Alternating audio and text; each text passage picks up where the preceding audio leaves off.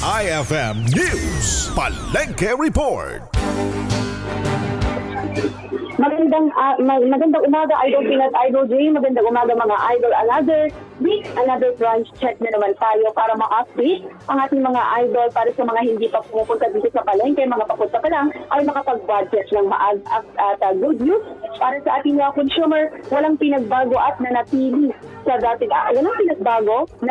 dating presyo ang presyo ng gulay at bagsak presyo pa rin ang presyo ng kamatis ngayong araw, February 27, 2026 dito sa pamilihang lungsod ng Kawayan. Narito ang mga gulay, kabilang ang talong na nasa 40 to 50 pesos ang isang kilo, okra na nasa 80 pesos ang isang kilo, ang palaya ay nasa 60 pesos, sitaw na nasa 100 pesos, at siling pansigang na nasa 120 pesos per kilo. Para naman sa mga pangrekado, nasa 120 pesos ang luya, 120 to 160 pesos naman ang isang kilo ng sibuyas, habang ang bawang naman ay nasa 120 pesos ang isang kilo. Itong kamatis na Idol J at Idol Fina ay bagsak presyo pa rin. Kung matatandaan na natin ay may balita tayo noong mga nakaraang linggo o ngayong linggo, yung mga pinagtatapon sa gilid ng kalsada ng mga kamatis sa Nueva Vizcaya dahil nga ito ay oversupply na naman, kahit nga noong last year ay ganun din ang ginawa nila, oversupply, kaya pinagtatapon na nila yung mga kamatis.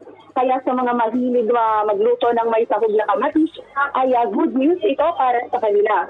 Ang itlog naman ay naglalaro sa 220 pesos to 270 pesos, depende sa klase.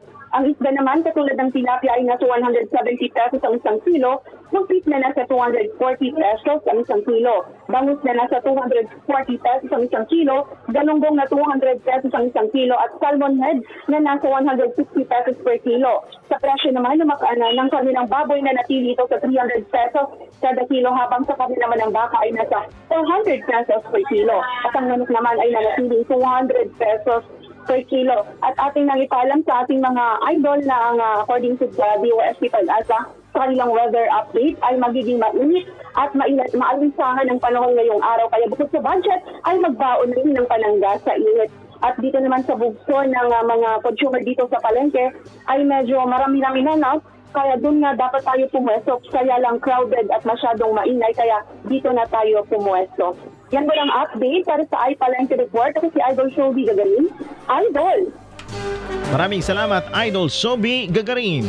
IFM News Palengke Report.